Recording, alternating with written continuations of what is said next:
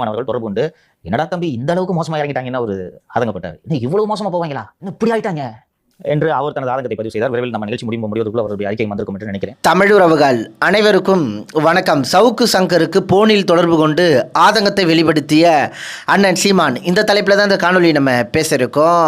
அதாவதுங்க, நேற்றைய நாள் ஊடகவியலாளரான சவுக்கு சங்கர் வீட்டில் தூய்மை பணியாளர்கள் என்ற போர்வையில் அத்துமீறி நுழைந்து சிலர் கலாட்டா செய்திருந்தார்கள்.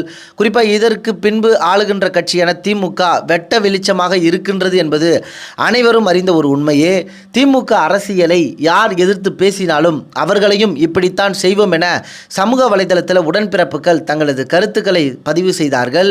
அதிகாரம் தங்கள் வசம் இருப்பதால் பாசிச கொள்கையை இந்த திமுக கடைபிடித்து வருகிறது. குறிப்பாக இந்த செயலை கண்டித்து அண்ணன் சீமான் அவர்கள் திராவிட மாடல் ஆட்சியை வெளுத்து வாங்கி நேற்றைய நாள் அறிக்கை வெளியிட்டிருந்தாருங்க.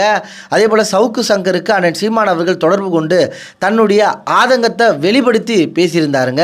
குறிப்பாக இதற்கு சமூக வலைதளத்தில் பலரும் தங்களது கருத்துக்களை வெளிப்படுத்தி வருகிறார்கள். அதில் தர்மபுரி காதலன் என்ற ஒரு ஐடியிலிருந்து சவுக்கு சங்கர், திருமுருகன் காந்தி, பியூஷ் மானுஷ், மாரிதாஸ் என்று எந்த சித்தாந்தத்தை ஏற்றவர் பாதிப்புக்கு உள்ளானாலும் தன்னலம் கருதாது அவர்களுக்கு முதல் ஆதரவு குரல் சீமானிடம் இருந்துதான் வந்திருக்கிறது.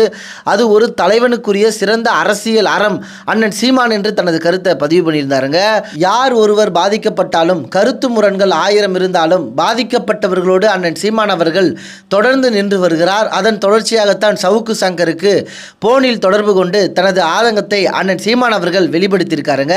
எப்போதும் பாதிக்கப்பட்டவர்களின் பக்கம் நிற்கும் அண்ணன் சீமானின் அரசியல் மாண்பை நீங்க எப்படி பார்க்குறீங்கன்றத உங்களுடைய கருத்துக்களை தெரியப்படுத்துங்க. நன்றி, வணக்கம்.